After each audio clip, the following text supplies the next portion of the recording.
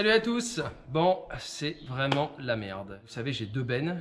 J'ai une benne Legrand de 12 tonnes et j'ai ma vieille Kaiser de 16 tonnes qui marche très bien. On avait refait les vérins, les freins fonctionnent bien, le châssis est nickel. Mais le problème, c'est que depuis fin de moisson dernière, en fait, quand on lève la benne, eh ben, il se trouve que l'axe est bloqué dans le fourreau. Et je pense que c'est l'accumulation de l'humidité, des petites particules qui ont frotté, et puis comme les deux graisseurs sont à l'extérieur et pas à l'intérieur, bah, tout s'est bloqué. Donc ça plie tout, on lève la benne à peine 20 degrés, ce qui fait qu'on peut quasi pas s'en servir.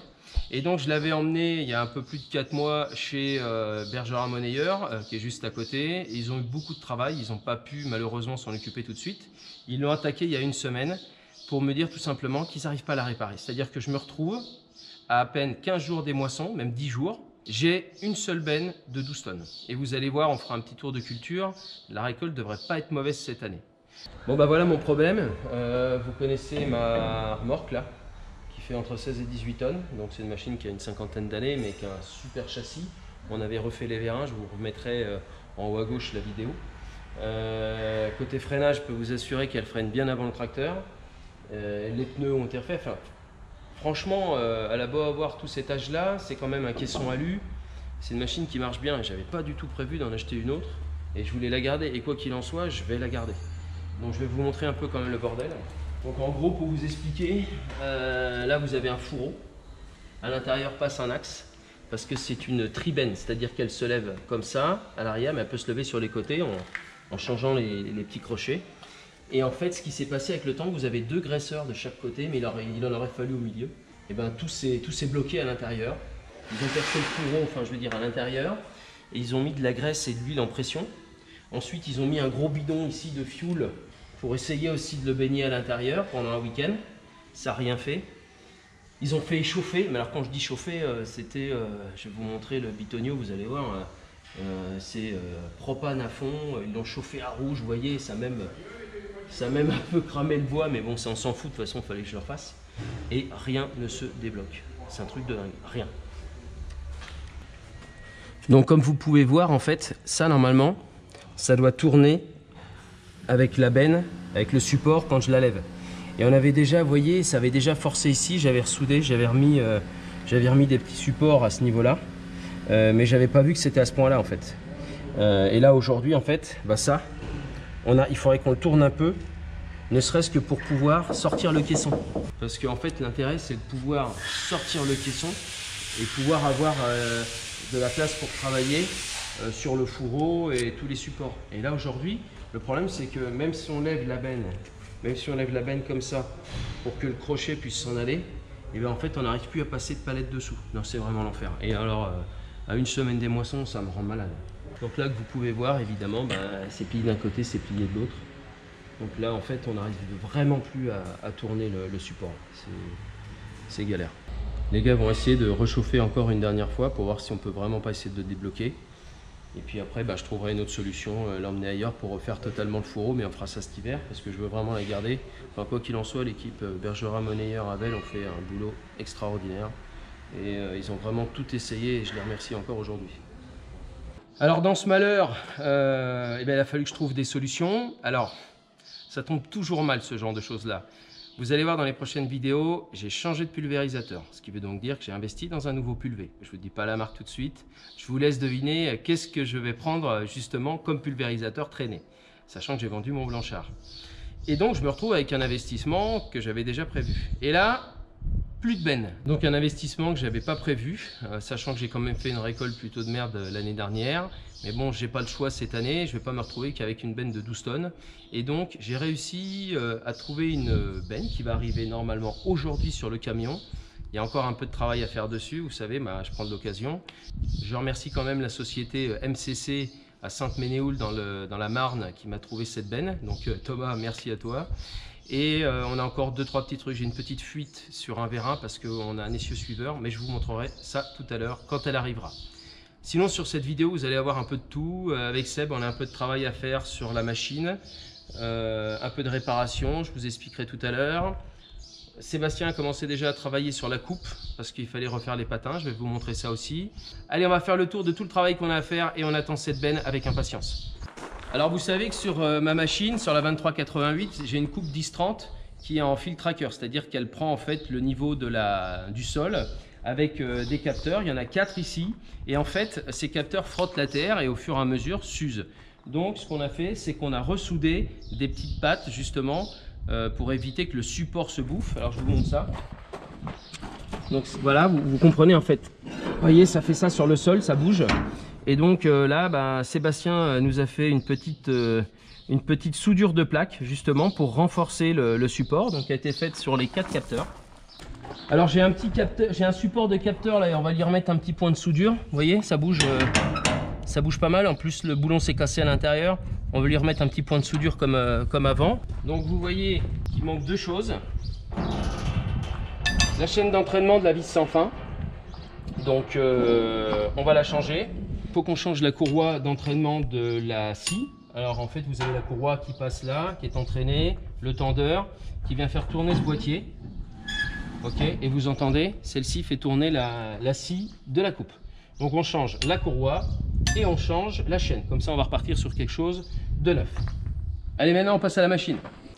La courroie d'entraînement du convoyeur était plutôt abîmée. Donc vous voyez en fait avec le temps elle s'abîme, hein. Donc voilà, il faut la changer. Alors j'en avais pris une et puis j'ai pas fait gaffe et en fait nous on a un bac à pierre. Alors ceux qui ont des axiales, faites attention, c'est pas les mêmes courroies d'entraînement de convoyeur quand il y a un bac à pierre ou quand il n'y en a pas. Bon, moi je me suis fait avoir, donc si ça peut vous aider. Donc j'en profite pour vous montrer.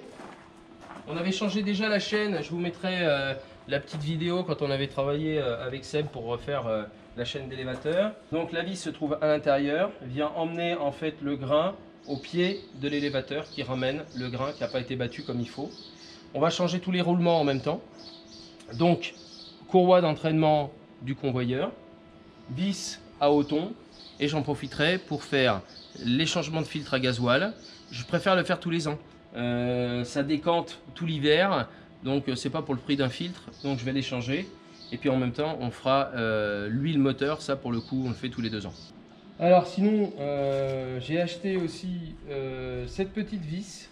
En fait elle permet d'emmener l'hoton dans le batteur, c'est à dire que qu'est-ce que c'est que le hoton? En fait c'est du grain qui a été mal battu, mal séparé. Et en fait, la machine le refait passer dans le rotor. Donc pour le rebattre une seconde fois.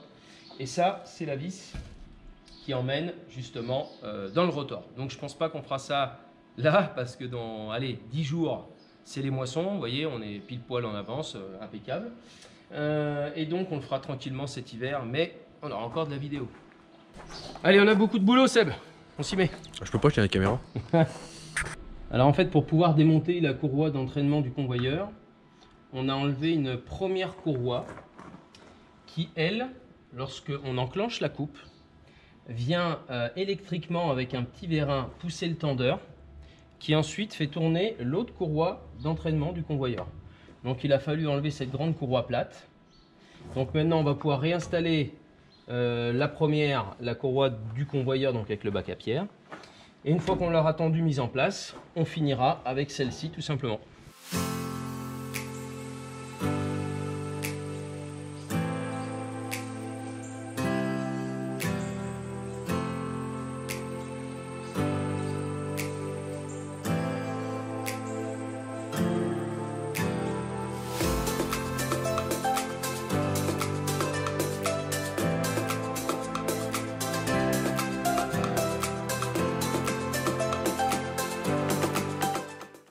Laisse faire les professionnels. 120 kilos quoi. Laisse faire les professionnels. Pousse Maurice. Ah, tu parles d'un professionnel. Alors Marrant, toi. Alors laisse faire les professionnels. Ah, puis de la courroie aussi. Ah, faut être à 2, c'est incroyable ça. Hein. Ouais.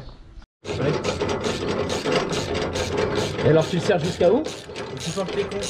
On est d'accord. J'ai peur que le tendeur casse. Ça, il faut le serrer jusqu'au cylindre, en fait, jusqu'à la cale. Exactement. Oh, du 24. Merci Sébastien. Ça va toi, le gars de la DDE là? Bah ça va, on peut pas se mettre à 2 à faire ça. Hein. Du coup, il vaut mieux qu'il y en ait un qui contrôle et un qui travaille. Chacun sa place. impeccable. Bon, ça, c'est fait. C'est moche. T'as deux boulons qui sont différents. Ouais, bah plains-toi pas, t'as deux boulons déjà. C'est la moche attitude. Alors là, on remet le marchepied qui permet de monter de ce côté-là pour nettoyer les vitres. Et surtout, il y a un niveau d'huile hydraulique et il y a le filtre de la climatisation. Alors ça, c'est une super machine. Mais alors avoir mis le filtre de clim sous un amas de poussière, c'est vraiment la crotte. Hein. On passe notre temps à le nettoyer. En fait, toute la poussière elle vient dessous et pouf, ça vient s'enquiller sur le filtre. Et ils l'ont placé impeccable pour aspirer la poussière. La poussière, c'est mieux. Ouais. Bon, on remonte ça. On remonte notre vis.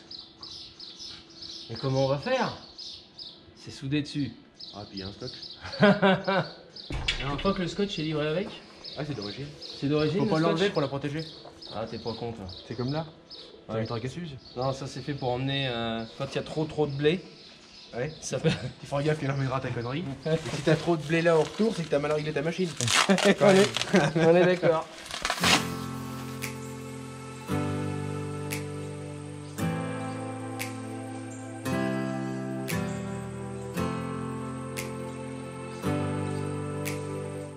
Voilà, monsieur. Donc Sébastien aime bien que ça soit propre. Quand c'est pour lui qu'il le fait. Il aurait passé au diluant, ça aurait été mieux. Je suis d'accord.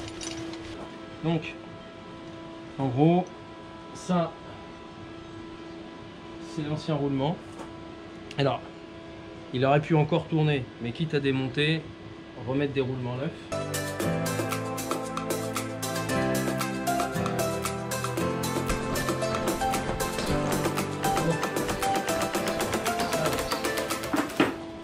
Alors, pendant que Sébastien s'amuse, Sinon, on se fait chier. hein, On met les boulons. moi, je vais en profiter pour... Je vais peut-être couper l'arrivée de gasoil, ça pourrait être pas mal.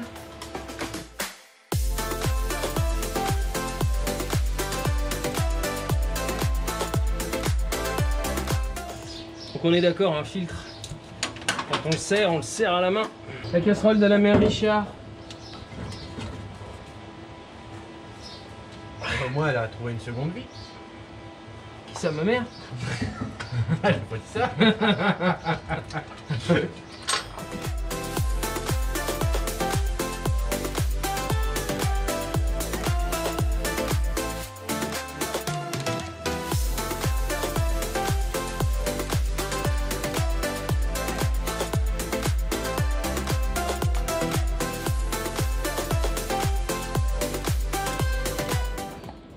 C'est pas le con, j'ai mis le doigt. Ouais, bah c'est pas les miens. Voilà. Je vais y mettre un bout de WD-40 pour que ça glisse dedans. On tapote un petit peu.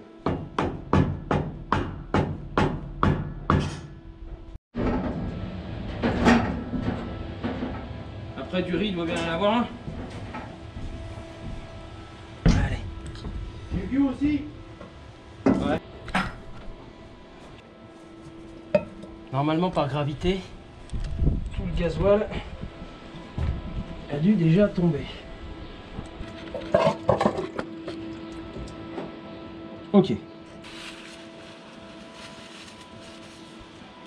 Allez, pisse, Maurice. Seb, on va faire un truc quand même. Tu vas quand même monter dans la machine. Ouvre le gasoil. Allez, vas-y, contact. Là, en gros, on va mettre la machine en route. Enfin, on va tourner la clé. Vous entendez la pompe? Ça, c'est la pompe à gasoil, ça. Elle est en train de s'amorcer. Elle est en train de remettre du gasoil dans tout le circuit. Et moi, j'ai ouvert une petite vis pour que ça fasse un appel d'air et que ça puisse justement enlever toute l'air pour la démarrer. T'as du gasoil qui arrive? Bah, j'entends. Un petit coup de jaja? Bon. J'ai mis du gasoil dans le filtre du bas. On va faire pareil sur celui du haut.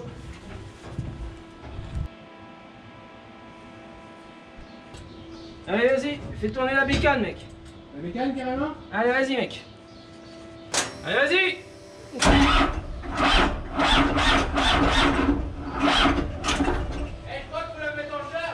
Tu vois, quand je te dis de les enlever, Seb. Ben voilà. Tu veux pas les enlever l'hiver?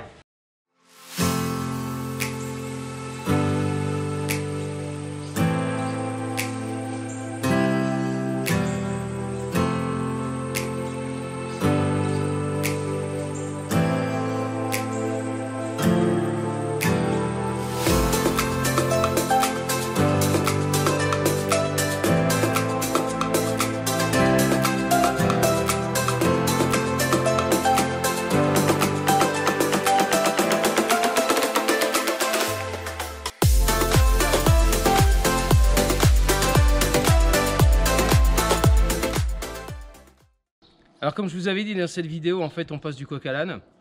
Là on est sur la machine. La remorque arrive dans pas longtemps.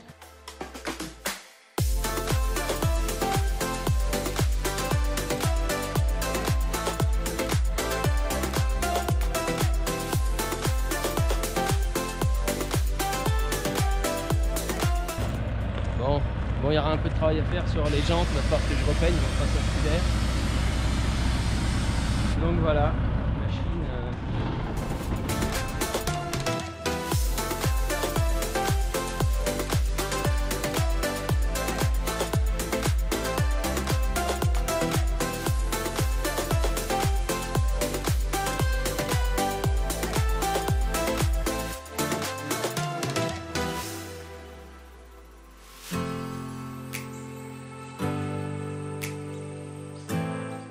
Donc là en fait c'est le papillon qui vient fermer le bout de caoutchouc là, pour éviter que le grain passe.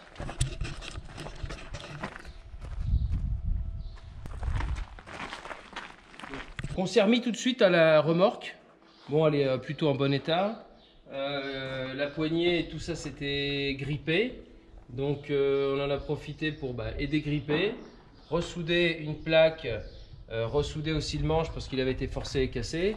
Alors la seule peinture que j'ai trouvée c'est de la peinture Goisin, ça y ressemble un peu. Le vérin de frein a été enlevé. Alors je vous montre comment c'était fait au départ. Ça c'est le vérin de frein. Alors il y en a un de chaque côté parce qu'il y a un directionnel. Donc il a été enlevé là. Donc, hop. Je vais vous montrer. Puis Sébastien qui nettoie, il faut le voir quand même. Voilà. C'est bien ça, le petit pinceau pour faire les retouches. Ouais, un pinceau usé, ça va très bien faire ça. Bon, donc voir où il fuit celui-là. Il fuit au bout là, au niveau de la tête de vérin. Bah au niveau des joints, ouais. Ouais. Donc on va emmener ça. Donc ça à refaire.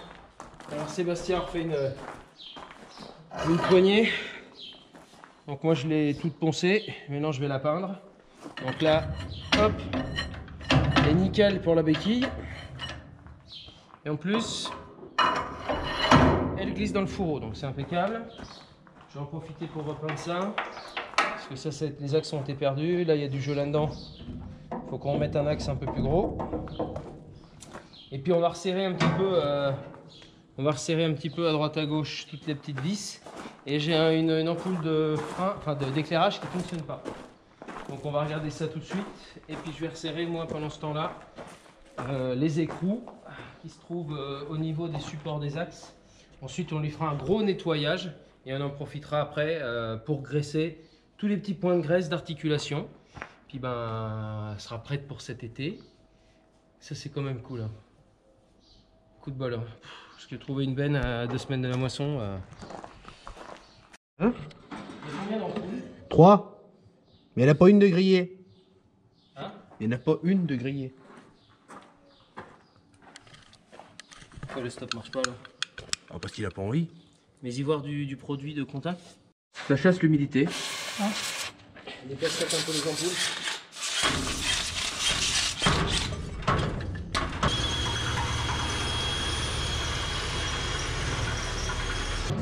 En fait, il m'avait filé un papillon et le diamètre était pas bon. Donc j'ai grossi le diamètre. Et comme ça, je vais pouvoir mettre ma petite bavette derrière, nickel.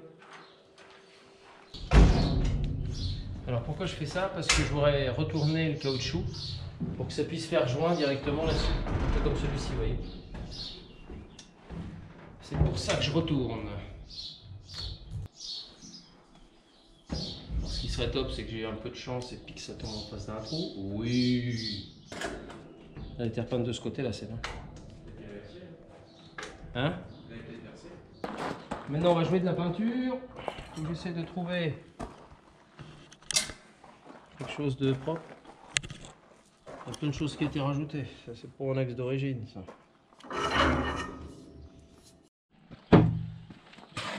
Alors pendant un mois et demi, on laisse ouvert l'atelier.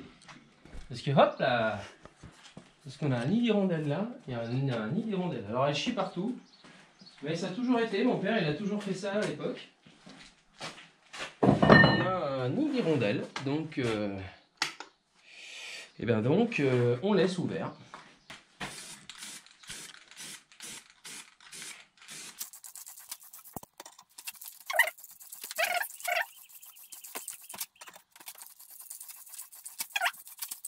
Super. Ben, c'est de la bonne qualité ça. Voilà. Finito. Sugarland. Bon bah là on est dans ma parcelle d'orge d'hiver. Là où je devais faire du colza l'année dernière. Ça n'a pas levé, j'ai pris un coup de nerf. J'ai mis une vis dans la cellule. Et on a pris directement l'orge qui était en stock. Donc elle n'était pas traitée. Et pas traité, pas nettoyé. Et voyez ce que ça donne, c'est superbe.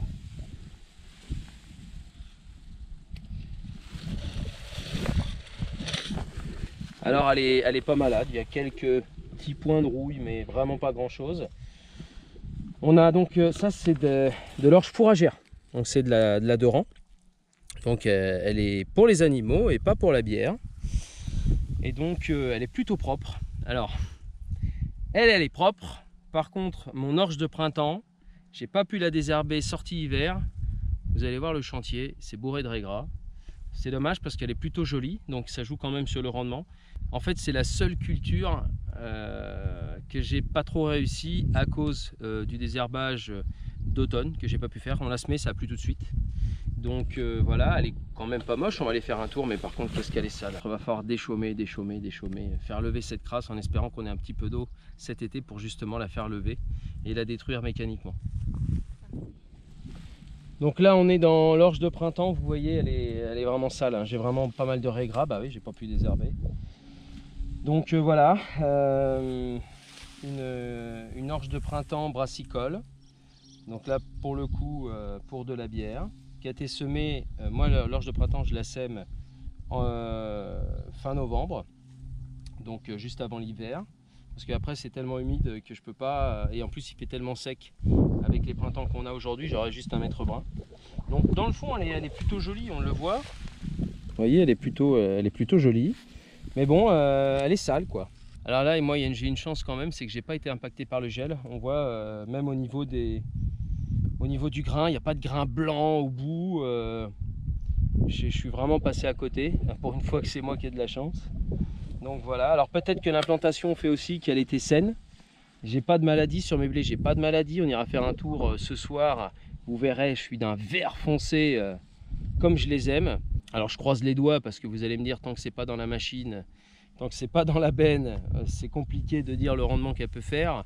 J'espère juste qu'une chose, c'est que avec les chaleurs qu'on a, alors que le blé se remplit, ça va pas trop le taper. Et surtout, j'espère pas choper la grêle, quoi, parce qu'on peut avoir d'un seul coup des pluies d'orage qui peut tout vous détruire. C'est le problème de ce métier-là. Donc on croise les doigts et j'espère faire une belle récolte et qu'on mette plein de jours parce qu'il y en aura trop et qu'on n'ira pas assez vite.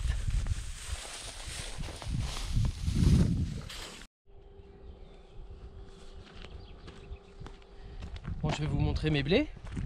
Alors là pour le coup vous voyez la parcelle de tournesol qui se trouve ici. Donc voilà, ils ont mis un peu de temps à partir.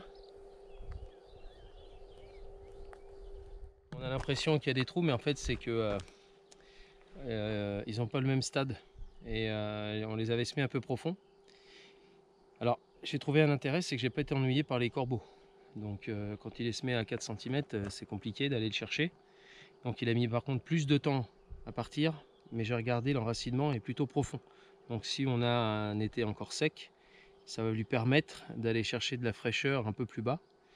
Voilà, sinon la population est plutôt pas mal de ce tournesol. Bon là le long j'ai toujours un peu de raigrats, mais ça fait je sais pas combien de temps que j'en ai.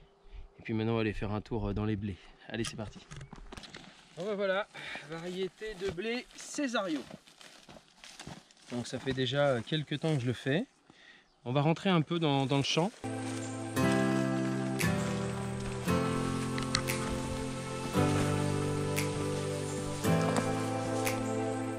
Je suis super content. On a un épi qui est plutôt assez grand, assez long. J'ai pas de, comme vous pouvez le voir, au niveau des feuilles, il est pas malade du tout. Par contre, j'ai la F1 là, ce qu'on appelle la feuille première, la dernière feuille. Là, on voit qu'il commence à avoir soif parce que, vous voyez, elle s'entoure comme ça. Donc, c'est une protection pour éviter justement l'évaporation. Mais il est propre, il n'y a pas d'insectes, il est bien vert foncé. Et vous savez, en fait, quand je dis que j'apporte du fumier, je fais des pois, je fais des févroles. Alors c'est vrai que ça rapporte moins qu'un blé, mais pour le coup ça apporte quand même de l'azote naturel. Ça prend l'azote de l'air pour ensuite l'incorporer au sol. Et ben ça paye, en fait, au fur et à mesure du temps.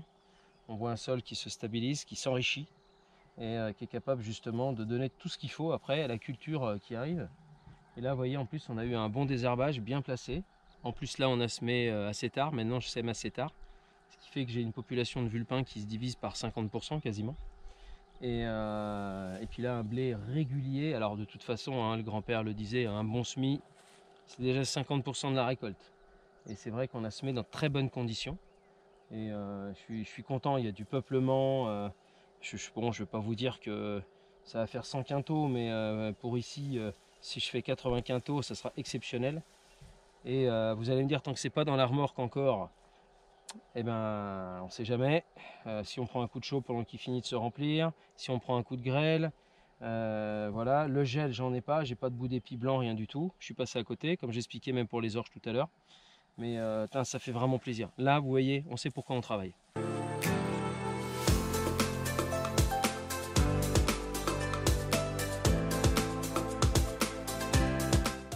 On arrive sur la fin de soirée, on a fait 2-3 bricoles, enfin bon, du bonheur, on va dormir tranquille, à demain. Deuxième jour de mécanique sur la machine.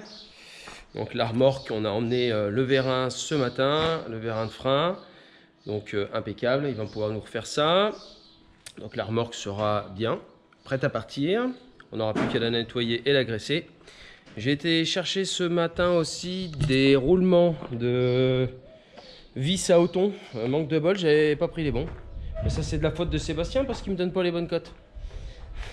Il a dû me les donner après l'apéro, c'est sûr. Donc voilà, et puis bah, on a bien avancé. Alors Seb, ça se monte comme t'as envie? Ça va y aller, il n'y a pas le choix. On continue. En plus, il y a les barrettes débarbage parce que Sébastien ce matin savait pas quoi faire et il a monté les barrettes débarbage sur les contrebatteurs. Donc je vais quand même vous expliquer à quoi ça sert. Ça porte son nom, ébarbage. Donc sont pour les serrer à la barbe, ce qui permet quand ça passe dans le rotor. Donc je vais vous montrer. Vous avez des petites lames qui sont sur les contrebatteurs et comme ça enlève bien la barbe autour de l'orge entre autres. C'est ce que vous voyez là. Donc il faut démonter les contrebatteurs. C'est nous on le fait sur les deux.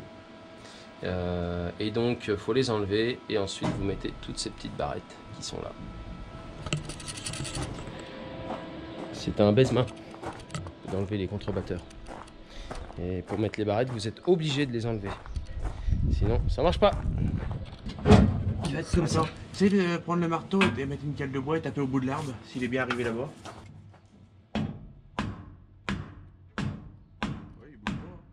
En fait, on a un souci avec le guide à l'intérieur, je vais vous montrer.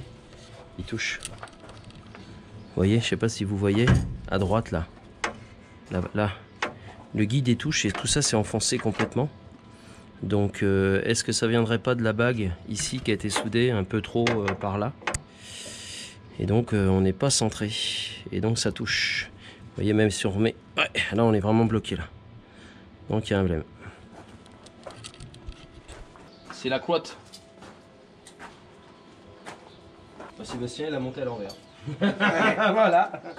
Voilà, Voilà, c'est à l'identique, mais ça va dans l'autre sens. Voilà. C'est tout. Autre chose? Des questions? Des questions? Ah ouais, t'as nettoyé avec la bouche? Non, je l'ai poncé et j'ai remis à coup de dégrippant. Voilà, faut retrouver cette tôle là. Elle est percée. Et la tôle, elle va jusqu'à où, celle? Elle prend juste Là. ça? Hein? Ouais. Ça fait... Redis-moi ce que ça fait. Bah ça? C'est juste ça? Ouais. On a découvert que là, la tôle était percée. Et c'est quoi cette tôle? Eh ben, c'est la tôle de la jonction de la vis de fond de machine qui monte dans l'élévateur à grains qui monte dans la trémie. Donc, faut le changer. Eh ben, en fait, j'ai la tôle sous la vis à grains, enfin, près de l'élévateur, qui est percée, corrosion, avec le temps, hein, les 2001. Et je suis en train avec les éclatés, de voir quelle pièce c'est. Donc, je cherche sur internet. Ah, t'aimes bien te coucher? Bah non, c'est que je vois que t'es pas bien souple après manger. Réparation terminée. Tout est ok. Enfin, faut quand même dire un truc, hein. Ça je veux le dire. Donc voilà la pièce démontée, ce qui s'appelle le collier là. Donc elle est bien bouffée ici, hein. C'est la corrosion avec le temps. Donc ça c'est un bout de tôle. 250 €. C'est là que je me dis que les constructeurs se foutent quand même de la gueule des paysans en Europe. C'est une honte. Comment on peut passer de 26 € aux États-Unis à quasiment 250 €? Ce bout de tôle là quoi. Enfin c'est une honte. C'est une honte. Ça fait du bien d'avoir quelques pièces adaptables quand même. Hein. J'en reviens pas quoi. Bon, je vais nettoyer ça, puis en attendant qu'elle arrive des États-Unis. Ah, ça déjà, ça me plaît mieux. C'est normal. Toujours desserrer d'un tour une fois que c'est bloqué. C'était bon. On jettera un petit coup d'œil avec le temps quand même, au bout de quelques hectares. Hein. Oui, à contrôler. Ouais. Bon, Mais en haut, c'est pareil. Hein. là, t'es bien là.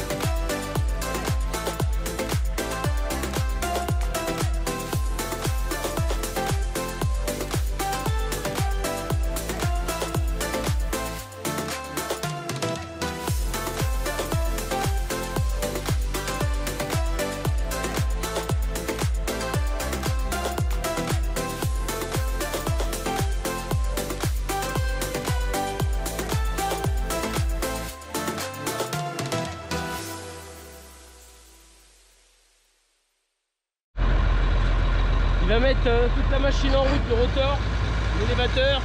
On va d'abord aller au ralenti pour entendre des bruits.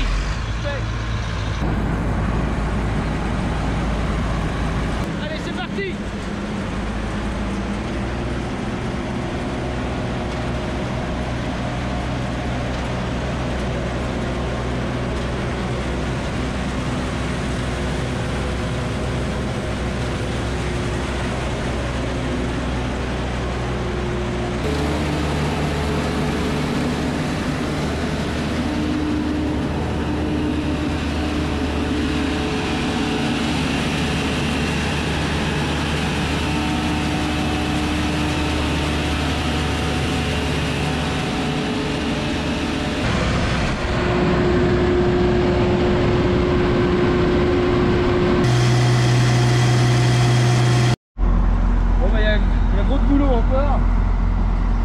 Qu'on la souffle complètement, qu'on la nettoie, qu'on la graisse.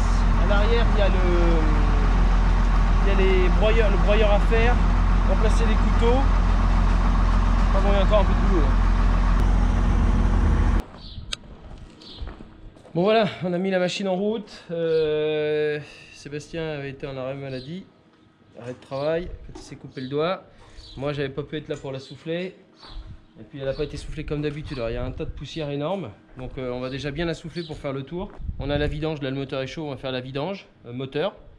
On a encore quelques tensions à regarder. On va remettre la FS, on va remettre la caméra de recul.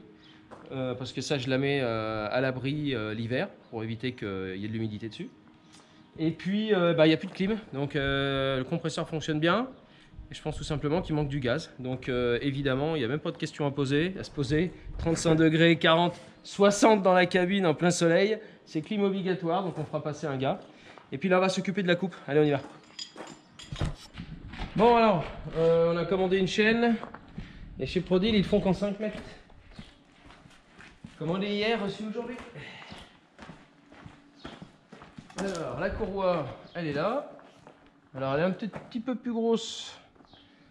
Mais l'autre elle est vachement bouffée en plus sur les côtés. Et là, alors ça c'est les maillons rapides.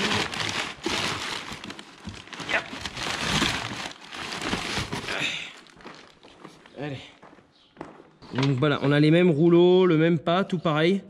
Sauf qu'on a des éléments beaucoup plus épais sur le côté. Alors j'espère quand même que ça va passer, normalement il n'y a pas de problème.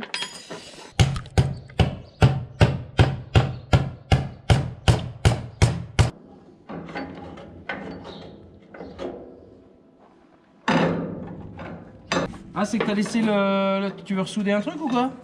Deux. Non, parce que je vois que t'as tout laissé en branle là. Alors... Maillon.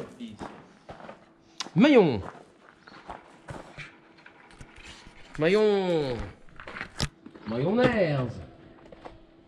Je peux te dire que cette chaîne là, mon gars, avant qu'elle casse, la chaîne renforcée, c'est pas une lame de rasoir. Oui. T'en as des mains propres, regarde ça. C'est une honte. Et toi? Non, moi c'est ma C'est couleur naturelle. Attends, bouge pas, on va remettre un peu l'autre. Elle tourne dans quel sens? Elle comme ça, donc comme ça.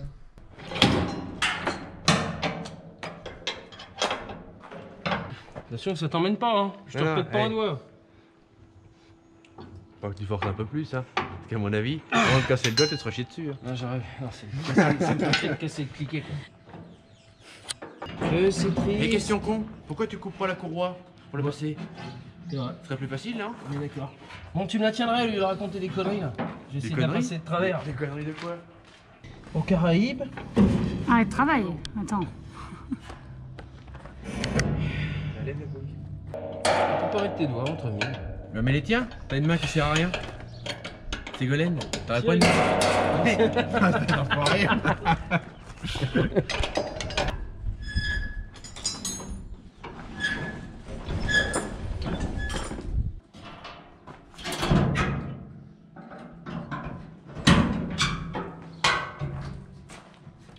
Bon, vous avez compris qu'on arrive au bout de cette vidéo. J'espère que ça vous aura plu. On a vu un petit peu de tout. J'ai réussi à me dépanner quand même avec cette histoire de remorque parce que ça devenait quand même assez compliqué à 2 semaines de la moisson. Bon, c'était pas un investissement qui était prévu, donc j'espère qu'on va remplir les remorques cette année pour pouvoir en payer une partie. Moi, je vous dis à très vite sur ma chaîne d'Alexandre de Prodil Center. On va attaquer les moissons bientôt. On fera des lives, on se fera des vidéos, on fera des photos. Si cette vidéo vous a plu, n'oubliez pas le petit pouce bleu, de vous abonner sur l'Instagram, de vous abonner aussi sur ma chaîne parce que vous êtes beaucoup à les regarder sans vous abonner. Et si vous voulez avoir des notifications régulières lorsque je poste une vidéo ou même des photos sur la communauté, comme ça vous serez au courant rapidement. Moi je vous dis à très vite les amis, ciao.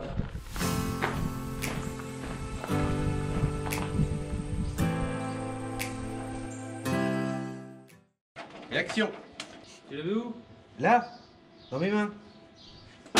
Super. Putain, mais mes mains sont pas. Mes mains sont pas au niveau du vérin. Il dit qu'il est souple, mais Je peux déjà pas me déplier. Sébastien, tu veux pas mettre ton doigt là? Je crois que ça... Oh putain. Tu crois que tu vas en mettre partout? Oh punaise. SOS. SOS. SOS. Tournevis. Je crois que tu lui as mis un coup sur la tête. Bah justement, non. Ça aurait pu être compréhensible sinon. Tu vas faire quoi, Seb? Démonter le grillage. Tu peux dire je vais démonter le grillage. Je vais démonter le grillage de protection. Pourquoi tu démontes le grillage de protection? Je démonte le grillage de protection parce qu'il me l'a demandé. Et dis donc Seb, cherche donc la meuleuse s'il te plaît. La meuleuse, je suis ok. Allez, va la chercher pendant que je Mais qu'est-ce que tu veux faire avec ça? Parce que je veux enlever la poussière et un fond de rouille en même temps. Et je Oui, passe bah un comme petit ça, peu ici. après il faut la peinture parce que tu as enlevé la peinture carrément. Ça va rouiller. Tranquille. Non mais les potes à souder aussi. C'est pas facile hein. Il ronchonne, hein. Ah, il ronchonne, on dirait une vieille mamie quoi. Hey la remorque devrait pas arriver à tarder. N'importe quoi. Ah, c'est rigolette. Ah, c'est rigolette. Laisse-la tordue comme ça. Il a toujours été un peu. Si tu la remets droite, elle fait tout le temps cuic. Il fait pas cuic. Non, c'est vrai, c'est stressant. Allez Seb, vas-y, pour essayer ça.